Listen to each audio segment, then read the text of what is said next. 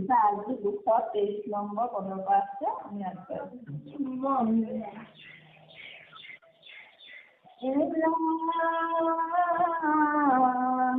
পৰম শ্ৰদ্ধাৰে মোৰ ভকতীয়া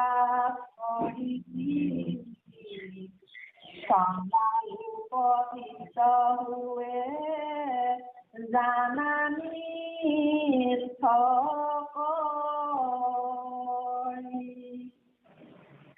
আমবাসী পবিত্ৰ হৈবে সপোন চিত্ত নামি ভকতৰ মুক্ত পৰে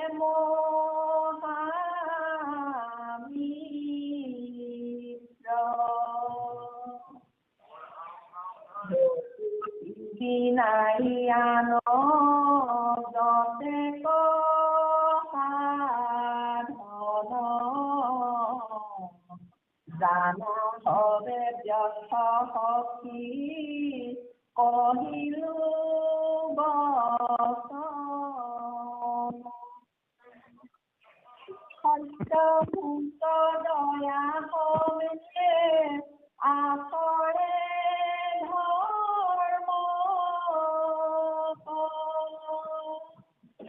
তবে সমন্বিতে পৰে উপাস্য দেৱ তথাপিতো পবিত্ৰ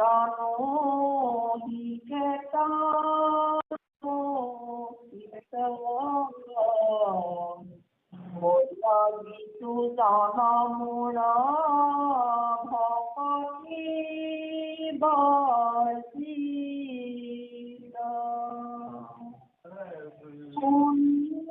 উদ্ধৱ সখী কহো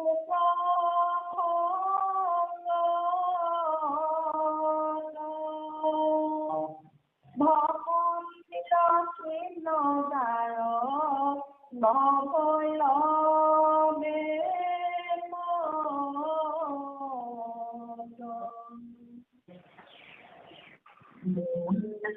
দ্ৰৱদাৰ শৰীৰ পুলক যাহাৰ নেত্ৰৰ নাহি আনন্দ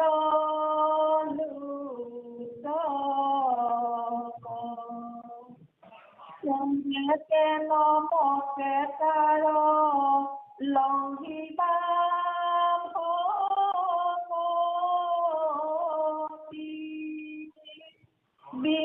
ভক্তি চিত্ত শুদ্ধ নোহে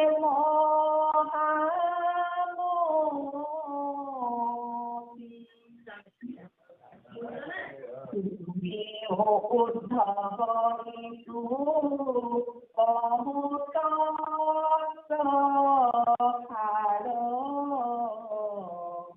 বাক্য পদ পদ আদি ভকতি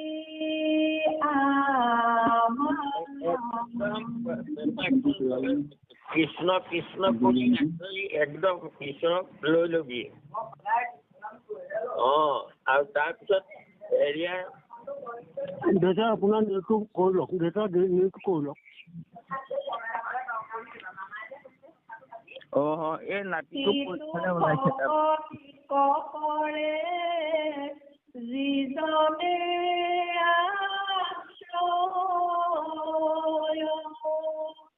কৰিবে পবিত্ৰতাক অদভূত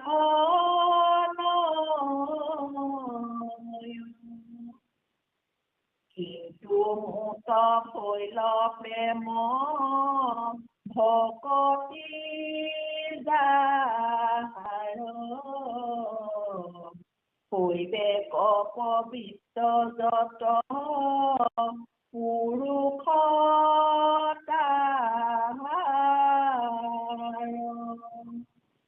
নহিকে আশ্চৰ্য ঋতু জানা মহাক্ষয়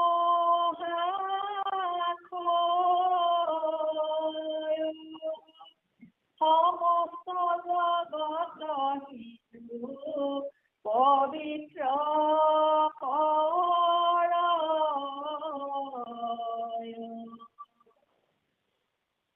বাক্য গদ গদ কৰে প্ৰেমৰ ভৰত দ্ৰৱে চিত্ত স্মৰি মোৰ মহিমা মনত ভকতৰ বৈষ্ণৱী হেনয়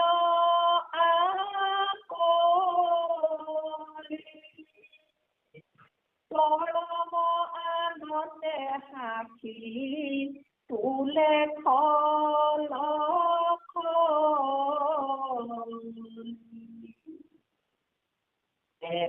কাল ভৈলু তজু সেৱায়ে বঞ্চিত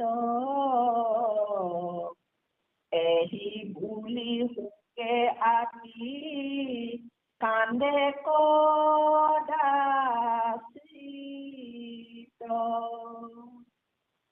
এবে পাইলো বুলি গাঁৱে কতো গীত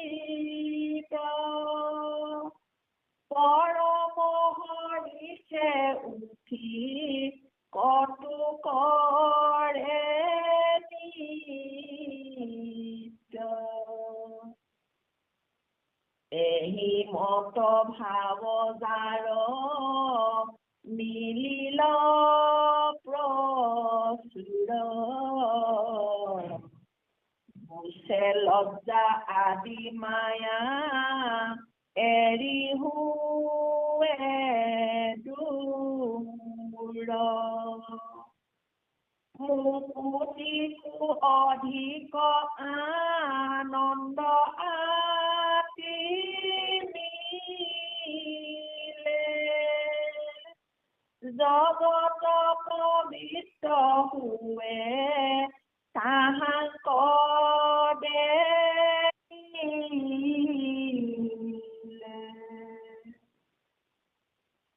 এনয় ভক্তি কতে যিটো নৰাধম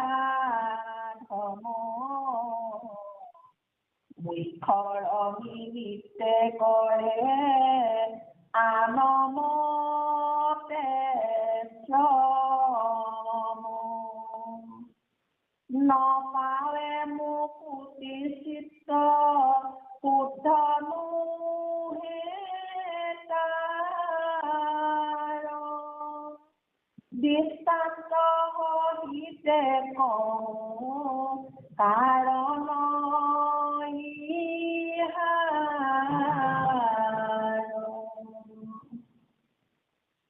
যেন খাৰ আমলে পখালে সুবৰ্ণক নপাৰে গুচাই দে অভ্যন্তৰৰ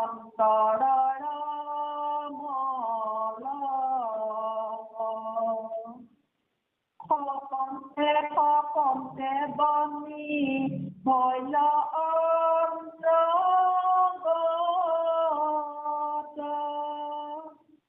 তেৰে নিজ বৰ্ণ ধৰে গুছে মল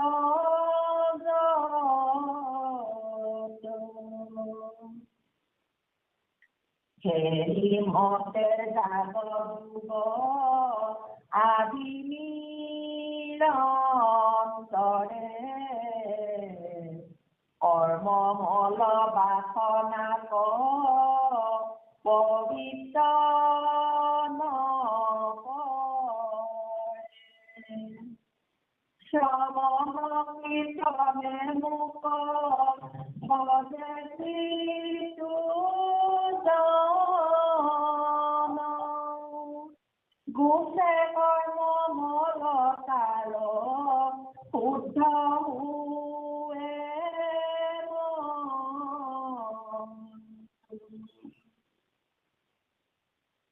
ভক্তি বলে দহি লিঙ্গ হৰিৰব পাৱে অনায়াসে মূৰ নিজ স্বৰূপ ভকতিৰ মহিমা দেখিও অদ্ভুত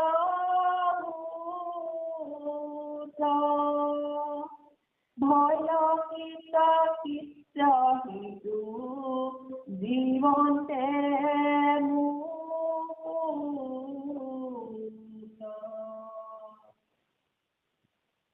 তথাপিতো প্ৰাৰ্থনা কৰয় ভকতিক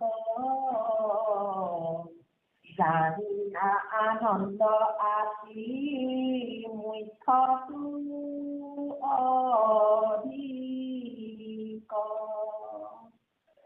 লয়ো বহাই খাতে উদাহৰণ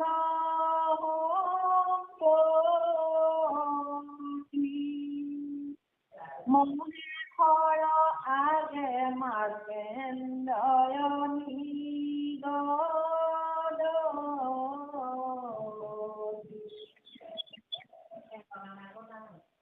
পৰিপূৰ্ণ কাম তুমি প্ৰভু মহেশ্বৰ কৰা পূৰণ মন ভকত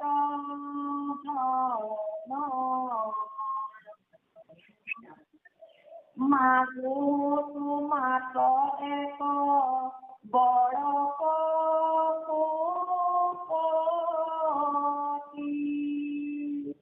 ঈশ্বৰ কৃষ্ণ একান্ত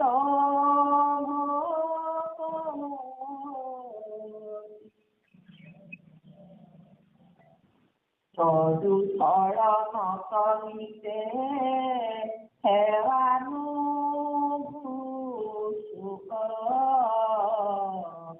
বৈষ্ণৱ জনক মূৰ সদাৰতি হোক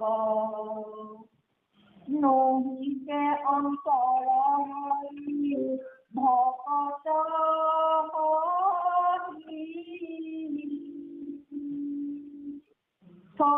মাৰ্কেণ্ডেয় বাক্য সংহৰি কৃষ্ণ কৃষ্ণ কৃষ্ণ মাধৱ মাধৱ মাধৱ জয় গুৰু শংকৰ সৰ্বগুণাকৰ যাকেৰি নাহিকে উপাম তোহাৰি চৰণ কুৰেণ শতকোটি বাৰেক কৰোঁ প্ৰণাম। আমাৰ আজন্মৰ সেৱাৰ থলী নামামিত সন্ধানী সত্ৰত সমবেত হৈ মহাপুৰুষ কৃপালু মাধৱ গুৰুজনৰ অমূল্য অৱদান ভক্তি ৰত্নাৱলী শাস্ত্ৰ সুন্দৰকৈ পাঠ কৰি আমাৰ সকলোকে কৃতাৰ্থ কৰা আনন্দ দিয়া আমাৰ কিৰণাই সমল ব্যক্তি পৰম শ্ৰদ্ধাৰ ডেকা বাপ আৰু আমাৰ সুপৰিচালক হাতীমূৰীয়া বাপুকে মুখ্য কৰি সমস্ত ভক্তি প্ৰেমী ৰস গ্ৰাহী বা পাইচৰণলৈ আমাৰ ভক্তি ভৰা সেৱাদি নিবেদিছে।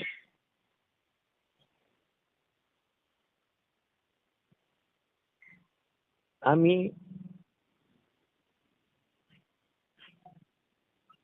কালি প্ৰভু ভগৱন্তৰ উদ্ধৱৰ আগত ভকতিৰ যে সৰ্বশ্ৰেষ্ঠ জ্ঞান কৰ্ম এইবোৰ ভকতৰ প্ৰয়োজন নাই এই কথাখিনি কালি আমি পালো ভগৱন্ত কৃষ্ণই উদ্ধৱক কোৱা কথা এইখিনি। আৰু তাতে আজি আৰু অকণমান সংযোগ হৈ আছে ভগৱন্ত কৃষ্ণৰ বাণী। পৰম শ্ৰদ্ধায় মোৰ ভকতি আচৰি চন্দালো পবিত্ৰ হৈ জানা নিষ্ঠ কৰি মোৰ ভকতিত জাতি অজাতি বিচাৰ নাই, চাণ্ডাল পৰ্যন্তকৈ সকলোৱে মোক ভকতি কৰিব পাৰে। চণ্ডালো পবিত্ৰ হৈ জানা নিষ্ঠ কৰি, আন জাতি পবিত্ৰ হৈ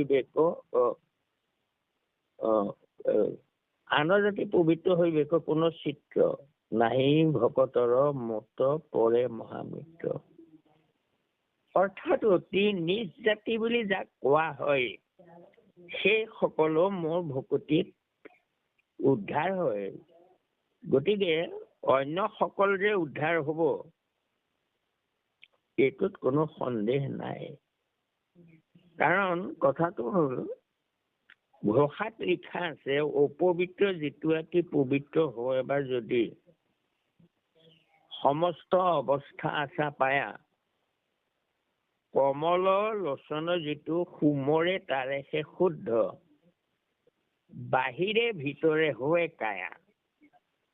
ঘোষাত এই তত্ত্বটোকে ঘোষাত মহাপুৰুষ মাধৱদেৱে ঘোষাত উল্লেখ কৰি গৈছে যে অপবিত্ৰ জাতিয়েই হওক বা পৰম পবিত্ৰ জাতিয়েই হওক, যতেই জন্ম নহওক, যি জাতিতেই জন্ম নহওক, সমস্ত অৱস্থা আছে পায়া।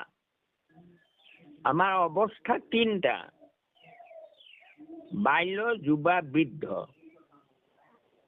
বাল্য হয়, তাৰপৰা যুৱা হয়, আৰু তাৰপিছত বৃদ্ধ হয়। এই তিনটা অৱস্থা সকলোৱেই প্ৰাপ্ত হয়। চাণ্ডালৰ ঘৰত জন্ম হলেও বাল্যৰ পৰা যুৱা আৰু বৃদ্ধ হৈয়ে তেওঁ মৃত্যু হব। চাণ্ডালৰ ঘৰত জন্ম হলেও হব, আৰু ব্ৰাহ্মণৰ ঘৰত জন্ম হলেও তিনটা অৱস্থা পাবই। কিন্তু এই জন্মগত জাতিটোতে পবিত্ৰ অপবিত্ৰ প্ৰমাণ নহয়। প্ৰমাণটো হয় যে কমল লোচন যি সুমৰণ কৰে, সেইজন পবিত্ৰ। চাণ্ডাল কুলত জন্ম হয় যদি কোনোবাই কমল লোচনৰ নাম লয়, তেওঁ পবিত্ৰ বুলি ধৰিবা, ব্ৰাহ্মণ বুলি ধৰিবা। আৰু যদি ব্ৰাহ্মণৰ ঘৰত জন্ম হৈ ঈশ্বৰক নভজে, তেতিয়া তেওঁক চাণ্ডালৰ শাৰীত থব লাগে। চাণ্ডালো অপিহি মুনিশ্ৰেষ্ঠ বিষ্ণু ভক্তি পৰায়ণ, বিষ্ণু ভক্তি বিহীনস্য দ্বিজ অপি সপসাধম। এই বুলিও কোৱা হৈছে, মহাভাৰততে কৈছে যে চাণ্ডাল কুলত জন্ম হৈও মহাশ্ৰেষ্ঠ হব পাৰে। যেনেকৈ নাৰদে কৈছিলে চাণ্ডালিনীক যে নিশ্চয়ে জানিলি তত্ত্ব কৃষ্ণ দেৱতাৰ, তোৰ দৰ্শনে হইলো আমিও উদ্ধাৰ। তই সে উত্তম জাতি, তই মহাজ্ঞানী। কেলে যে চাৰিও বেদৰ তত্ত্ব তই আছ জানি, তই সে উত্তম জাতি, তই মহাজ্ঞানী। কি জানিলে তেওঁ? নিশ্চয় জানিলি তত্ত্ব কৃষ্ণ দেৱতাৰ, তোৰ দৰ্শনে হইলো আমি উদ্ধাৰ। গতিকে সেই চাণ্ডাল কুলত জন্ম হলেও তেওঁ আন জাতি পবিত্ৰ হবই। লৌকিকভাৱে যাক আমি চাণ্ডাল বুলি কওঁ, তেওঁলোকো ভকত হৈ যায়, উদাহৰণ আছে।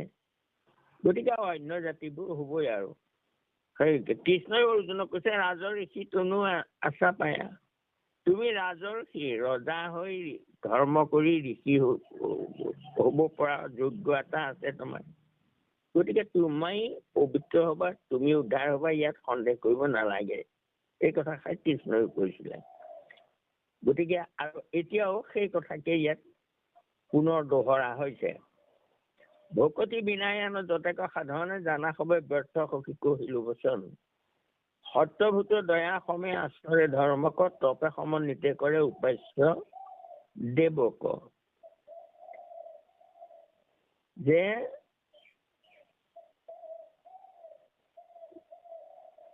ভকতি বিনাই আন, ভক্তিৰ বাহিৰে অন্য সাধন, অন্য যতেক সাধন মানে জ্ঞান আৰু কৰ্ম কথাকে কৈছে, পূজা পাতলৰ কথাকে কৈছে, অন্য দেৱ দেৱীৰ। ভক্তি নাথাকিলে অন্য যিমানবোৰ সাধনেই নকৰক লাগে সেইবোৰ ব্যৰ্থ হৈ যায়। সত্য ভূতদয়া সমে আচৰে ধৰ্মক, যে সত্য পালন কৰে, ভূতদয়া কৰে, এই এনেকুৱা ধৰ্ম আচৰণ কৰে, তপে সমন্বিতে কৰে, উপাস্য দেৱক তপস্যা কৰে, দেৱতাৰ উপাসনা কৰে, তথাপিতো পবিত্ৰ নহিকেতনো চিত, ভৈল যিটো জনমৰ ভকতি বৰ্জিত। ইমান ডাঙৰ কথা। য'ত ভকতি নাই তাত যিমানেই যি তপস্যা নকৰক লাগে, যিমানেই ভূতদয়া নকৰক লাগে, কিন্তু মনত ভকতি নাই, তেতিয়াহ'লে মোৰ ভকতি যিজন বৰ্জিত হয় তেওঁৰ তনু মন কেতিয়াও পবিত্ৰ নহয়। শুনিও উদ্ধৱ সখী কহো প্ৰসংগত, ভকতিৰ চিহ্ন যাৰ নহৈল বেকত। উদ্ধৱ, ভকতিৰ চিহ্ন যাৰ প্ৰকাশ নাপায়, নহে চিত্ত দ্ৰৱ যাৰ শৰীৰ পুলক, যাহাৰ নেত্ৰৰ নাহি আনন্দ লোতক, তেবে কেনে মত তাৰ লংঘিবা ভকতি। এইটো লংঘিবা নহয়, এইটো লক্ষিবা। লংঘিবা বুলি ক'লে তাৰমানে উলংঘা কৰাহে বুজায়, এইটো লক্ষিবা হ'ব লাগে। কেনেকৈ দেখিবা তেওঁৰ ভকতিটো, কেনেকৈ তুমি প্ৰমাণ কৰিবা? বিনে ভক্তি চিত্ত শুদ্ধ, নহে মহামতি। ভগৱন্ত কৃষ্ণই কৈছে, ভকতিৰ চিহ্ন যাৰ মনত নাই তেওঁৰ চিত্ত দ্ৰৱ নহয়, কেতিয়াও শৰীৰ পুলক নহয়, নেত্ৰৰ লোতক বহি নাহে ভকতিৰ প্ৰেমত, তেতিয়াহ'লে তেওঁ সেইজনৰ ভকতি হৈছে বুলি তুমি কেনেকৈ অনুমান কৰিবা? কথাষাৰ লক্ষ্য কৰিব। আমাৰ ভকতসকলৰ প্ৰকৃততে ভকতি হৈছে নে নাই আমি কিহত প্ৰমাণ পাওঁ? ভকতৰ চিহ্নটো ক'ত থাকে? প্ৰেম ভাৱে তেওঁ ঈশ্বৰৰ নাম আহে, লয় নে নলয়? লৈছে নে নাই লোৱা?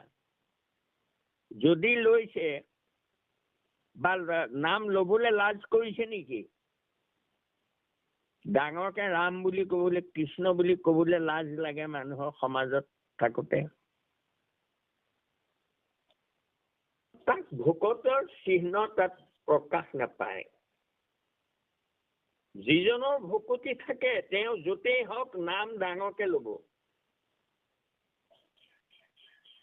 আনে কোনোবাই শুনিছে নুশুনিছে এইটো লৈ পেলাই তেওঁ নাম নলোৱাকৈ নাথাকে। তেওঁ নিজৰ মনৰ ভাৱত আহি থাকিব নাম সদায় হৈ থাকিব, আৰু তাৰ প্ৰকাশটো নিজে নিজে মুখত ওলাই যাব, ৰাম কৃষ্ণ হৰি। গতিকে আমি ভকতৰ প্ৰমাণ সেইটো ভকতি যে আছে তেওঁৰ, সেই কথাটো আমি তাতেই প্ৰমাণ পাব পাৰো। এই কথাটো কৈছে, বিনে ভক্তি চিত্ত শুদ্ধ নহে মহামতি। কেতিয়াও ভকতি নহলে চিত্ত শুদ্ধি নহয়। গতিকে আৰু ভকত হৈছে নে নাই সেই প্ৰমাণটো তেওঁৰ আমি প্ৰমাণ পাম তেতিয়াহে, যেতিয়া দেখিম যে তেওঁ নাম লৈ আনন্দ কৰিছে, তেওঁ যেতিয়াই তেতিয়াই ঈশ্বৰৰ নাম লৈ আছে, কাৰণ তেওঁ সপ্ৰেম ভকতি হৈছে।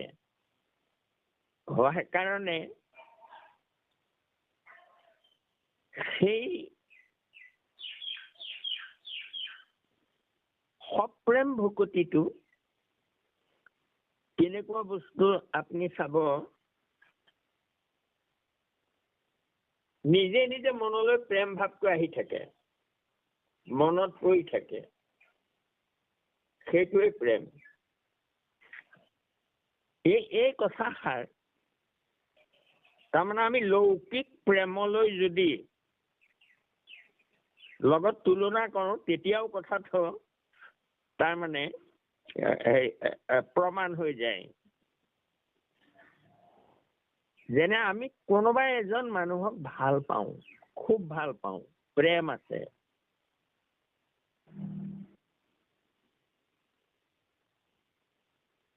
সেই মানুহজন যিজনক প্ৰেম কৰো, যিজনক ভাল পাওঁ, সেয়া কোনোবা মহিলাও হ'ব পাৰে বা কোনোবা মহিলাৰ কাৰণে কোনোবা পুৰুষো হ'ব পাৰে। যেতিয়া তাৰমানে প্ৰেম আহে, ভাল পায়, ইজনে সিজনক ভাল পায়, তেওঁক কব লাগিব নেকি যে তুমি তেওঁৰ তাৰমানে কথা ভাবি থাকা? ভাবিব নালাগে, নিজে নিজে আহি থাকিব ভাৱটো। যাক ভাল পায়, প্ৰেম আছে, গতিকে সেই নমুনাটো লৌকিক প্ৰেমৰ লগতো তাৰমানে প্ৰমাণ কৰিব পাৰি। যেনে বোলে কোনোবা ল'ৰা এটাই ছোৱালী এজনীক খুব ভাল পায়, ছোৱালীজনীয়ে ল'ৰাটোক খুব ভাল পায়, হয়, সেইটোৱেই তাৰমানে তেওঁলোকক কব নালাগে যে তুমি আমুকক ভাবি থাকা, তেওঁক মনলৈ আনি থাকা। যিজনে যাক প্ৰেম কৰে, প্ৰেমাস্পদ যিজন, সেইজনক তুমি ভাবি থাকা বুলি কোনোবাই কব লাগিব জানো? নালাগে, নিজে নিজে ভাবি থাকিব, আহি থাকিব। সেই একেটাই কথা প্ৰভু ভগৱন্ত। ভগৱন্তত যদি ভকতি হয়, তেতিয়াহ'লে ভগৱন্তৰ নাম আহি থক, তুমি লৈ থাকা বুলি কব নালাগে, কাৰণ মনলৈ ভাৱটো আহিয়ে থাকিব তেওঁৰ প্ৰতি। সেই কথাটো কৈছে ইয়াত। আৰু যেতিয়া সেই তাত আনন্দ থাকিব, সুমৰণত আনন্দ থাকিব, ভাবি থাকিব, বাক্য গদ গদ আদি ভকতি, শুনিও উদ্ধৱইটো কহো তত্ত্বসাৰ, বাক্য গদ গদ আদি ভকতি আমাৰ। সিটো ভকতিক কৰে যিজনে আশ্ৰয় কৰিবে পবিত্ৰ তাক, অদভূত নয়। সেইজন নিজে নিজে পবিত্ৰ হৈ যাব, বাক্য গদ গদ হব, বাক্য গদ গদ হব, প্ৰাৰ্থনা কৰোঁতে গদ গদ চিত্ত হব, ভকতক সেৱা কৰোঁতে গদ গদ চিত্ত হব যে ভগৱন্তকে পাইছো যেন, এনেকুৱা ভাৱ হব। সেই ভকতি যিজনে আশ্ৰয় কৰে তেওঁ পবিত্ৰ হবই, কথা নাই। কিন্তু মতো ভৈৰৱ প্ৰেম ভকতি যাহাৰ, হৈবেক পবিত্ৰ যত পুৰুষ তাহাৰ। মোট প্ৰেম ভক্তি যাৰ হয়, তেওঁৰ গোটেই পুৰুষেই পবিত্ৰ হয়। নহিকে আছে যে এইটো জানা মহাশয়, সমস্ত জগত সেইটো পবিত্ৰ কৰে। আৰু সেইজন ভকত যেনি যায়, তেওঁৰ গাৰ বতাহ লাগি যিমানত গায় সেইবোৰো পবিত্ৰ হৈ যায়। সমস্ত জগতেই পবিত্ৰ হয় সেইজন ভকতৰ স্পৰ্শ দৰ্শনত। বাক্য গদ গদ কৰে প্ৰেমৰ ঘৰত, দ্ৰৱে চিত্ত স্মৰি মোৰ মহিমা মন্ত। ভকতৰ বৈষ্ণময় হেনয় আকুলি, পৰম আনন্দে হাসি তোলে খলক খুলি। সকলো মোক প্ৰভু তুমি কৰি আছা, তুমিয়ে কৰাই আছা। যি সময়ত আমি প্ৰভু ভগৱন্তক প্ৰাৰ্থনা কৰো, তেতিয়া চিত্তটো সম্পূৰ্ণ তেওঁক দি দিব লাগে। গদগদ হ'ব লাগে, কাৰণ তেওঁহে প্ৰাৰ্থনাটো তেওঁ থকা কাৰণেহে কৰিব পাৰিছো। চকুৰে দেখিছো, কাণে শুনিছো, নাকে উশাহ লৈ আছো। তেওঁ থকালৈকেহে উশাহ লৈ থাকিব পাৰো। এই ভাৱটো যেতিয়া হৃদয়লৈ আহিব, সেইজন ঈশ্বৰে এৰি দিলেই মই শেষ হৈ যাম। গতিকে যিজনে মোক প্ৰেম দিছে, মৰম দিছে, সেইজনেই ঈশ্বৰ, আৰু মই তেওঁৰে অংশ। মই তেওঁকে প্ৰেম কৰিব লাগে। তুমি মোক সকলো দিছা প্ৰভু, তথাপিতো তোমাক মই নাম লবলৈ মন নাযায়, তোমাক মই ভাবি থাকিবলৈ মন নাযায়। এইদৰে যেতিয়া আমি প্ৰাৰ্থনা কৰো, তেতিয়া মনটো সম্পূৰ্ণ ঈশ্বৰৰ চৰণত দি দিব লাগে। দিলে তেতিয়া নিজে নিজেই উপলব্ধি হ'ব আৰু চকু পানী ওলাব। বাক্য গদগদ কৰে প্ৰেমৰ ভৰত, দ্ৰৱে চিত্ত স্মৰি মোৰ মহিমা মনত। ভকতৰ বৈষ্ণময় হেনয় আকুলি, পৰম আনন্দে হাসি তোলে খলখলি। বলি প্ৰহ্লাদ সেইসকলৰ হৈছিলে তেনেকুৱা। এতকাল ভৈৰুত সেৱাই বঞ্চিত, এই বুলি শোকে আছি কান্দে কদাচিত। প্ৰভু তুমি ইমান দয়ালু, ইমান কৃপালু, মই ইমান দিন তোমাক প্ৰেম ভাৱে সোঁৱৰণ নকৰো, এই বুলি তেওঁ ভকতজনে কান্দে। এবে পাইলো পাইলো বুলি গাৱে কত গীত, পৰম হৰিষে উঠি কত কৰে নৃত্য। এই বুলি কৰে, যেনেকে বলিয়ে কৰিছিলে, উঠি কত কীৰ্তন কৰন্ত তাল ধৰি, দৈত্যগণে বেৰি পায় চৌপাশে চাপৰি। প্ৰহ্লাদে শিখান্ত গান্ত গোবিন্দৰ গীত, পৰম আনন্দে দৈত্য পুতি কৰে নৃত্য। এই মত ভাৱযাৰ মিলিল প্ৰচুৰ, গুচে লজ্জা আদি মায়া এৰি हुए দূৰ। এইদৰে যাৰ সপ্ৰেম আহে, ভাৱ আহে, তেওঁৰ মন নিৰ্মল হৈ যায়। তেওঁ লাজ নকৰে নাম লবলৈ, তেওঁৰ মায়া নাথাকে, অৰ্থাৎ দেহ জ্ঞান নাথাকে। মায়াময় দেহবোৰ নেদেখে, তেওঁ ঈশ্বৰৰ মূৰ্তিহে দেখে সকলোকে। মুকুতিটো অধিক আনন্দ ৰাতি মিলে, জগত পবিত্ৰ হৈ তাহাংক দেখিলে। সেইজন ভকতক দেখিলে পবিত্ৰ হয়, তেওঁক দেখিলেই মানুহ পবিত্ৰ হয়। হেনয় ভক্তি কতে যিটো নৰাধম, মূৰ্খৰ নিমিত্তে কৰে আনমতে শ্ৰম। নপাৱে মুকুতি চিত্ত সিদ্ধ নহে তাৰ, দৃষ্টান্ত সহিতে কহ কাৰণ ইহাৰ। এনেকুৱা ভকতি, এনেকুৱা সপ্ৰেম ভকতি নকৰাবোৰ অন্য মতে যিবোৰে গতি চাই, তেওঁলোকে মুক্তিও নাপায়, চিত্তও শুদ্ধ নহয়। ইয়াৰ দৃষ্টান্ত দিব, যেন খাৰ আমলে পখালে সুবৰ্ণক নপাৰে গুচাই অভ্যন্তৰৰ মল। খপন্তে খপন্তে বহনি ভৈল অন্তৰ্গত, তেবে নিজ বৰ্ণ ধৰে গুচিৰে মলজত। টুকুৰা সোণ যদি পবিত্ৰ কৰা হয়, তাক যিমানেই খাৰ চাৰ দি পেলাই যিমানেই নধুৱক লাগে, সোণ পবিত্ৰ নহয়। পবিত্ৰ হ'ব কেতিয়া, যে সোণ জুইত পুৰিব লাগিব। সোণত অগ্নি তাৰমানে ভিতৰলৈ সোমাই যাব, জুইত ৰঙা হৈ যাব, গৈ তাত আৰু সোণত মল নাথাকে, মলবোৰ পুৰি পেলাব। সেইদৰে ঈশ্বৰৰ ভক্তিয়ে আমাৰ হৃদয়ৰ মলবোৰ পুৰি পেলায়। ভক্তি ৰত্ন পবিত্ৰ হয়। মল যদি থাকে, সোণত জুই লগাই দিলে, জুইত পুৰিলে সোণ পবিত্ৰ হয়, মল নাথাকে। তেনেকৈ ভকতি ৰূপী সুবৰ্ণ আমাৰ হৃদয়ত থাকে আৰু নামেৰে তাক তাৰমানে শুদ্ধ কৰিব লাগিব, পুৰিব লাগিব। ভক্তি ৰত্নাৱলীয়ে আছে। আৰু সেই ভকতি ৰত্ন আমি শোধন কৰিছোনে?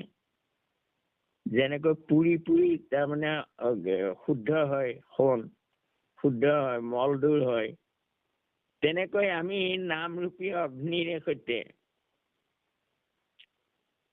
আমাৰ ভক্তি ৰত্ন উজ্জ্বল কৰিব লাগিব। কৃষ্ণ মাধৱ সেই মতে জাগযোগ আদি নিৰন্তৰে কৰ্মবল বাসনাক পবিত্ৰ নকৰে।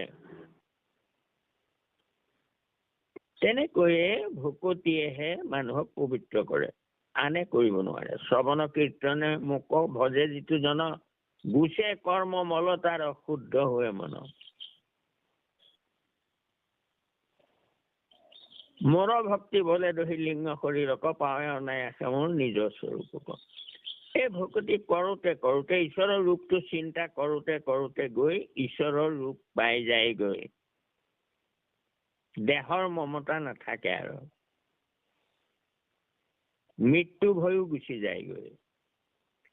কাৰণ জানে মোৰ মৃত্যু নহয়, দেহহে মৰিব। দেহৰ প্ৰতি মমতাই নাথাকে, গতিকে তেওঁ জীৱনতে মুকুত।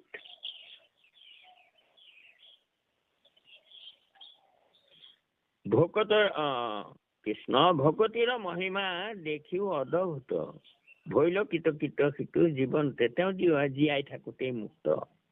তথাপিতো প্ৰাৰ্থনা কৰে ভকতিক, জানিয়া আনন্দ আতি মুখত অধিক। তথাপিতো তেওঁ তাৰমানে আনন্দৰ কাৰণে নাম লৈ থাকে। মুক্তিতকৈও ভকতি শ্ৰেষ্ঠ।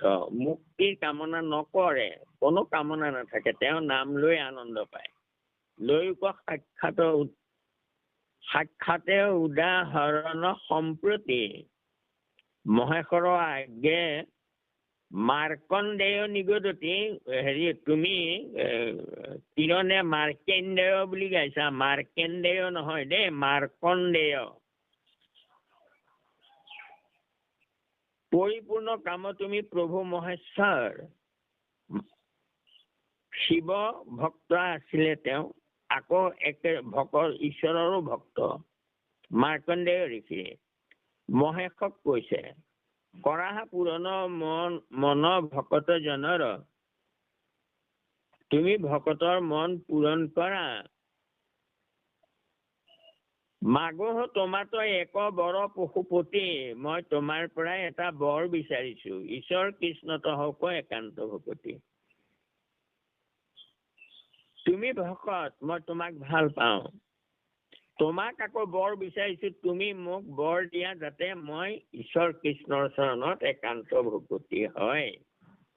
তজু চৰণত নিতে সেৱা নুগুচক, আৰু ভকত হিচাপে তোমাৰ চৰণত মোৰ সদায় সেৱা থাকক। বৈষ্ণৱ জনত মোৰ সদা ৰতি হওক, বৈষ্ণৱ সকলত মোৰ ৰতি হওক। নুহিকে অন্তৰ হৰি ভকত সহিতে, ভকত ভগৱন্তৰ পাৰ্থক্য নাই।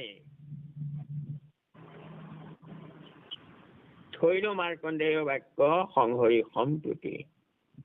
এই ৰত্নময় বাক্য মাৰ্কণ্ডেয় ঋষিৰ মুখে প্ৰকাশিত হৈছে। ভকত ভগৱন্তৰ পাৰ্থক্য নাই। ভকতক প্ৰেম কৰিলে, ভকতক ভকতি কৰিলে ঈশ্বৰক ভকতি কৰা হৈ যাব। কৃষ্ণ মাধৱ। হয়, ইমান সুন্দৰ এই কথাখিনি কবলৈ যাওঁতে হ'ব পৰা অপৰাধখিনি আপোনালোকে মৰিফোন কৰিব। কোটি কোটি ঘৰৰ অপৰাধনিকে কৰমৰি দুৰাশয়, সেই হৰি মুখ দাসহে নমানে। সমী উপকৃতময়, সমী উপকৃতময়। কৃষ্ণ কৃষ্ণ শ্ৰীমন্ত শংকৰ হৰি ভকতৰ জানা যেন কল্পতৰু। তাহান্ত বিনাই নাই নাই নাই আমাৰ পৰম গুৰু, আমাৰ পৰম গুৰু, আমাৰ পৰম গুৰু কৃষ্ণ।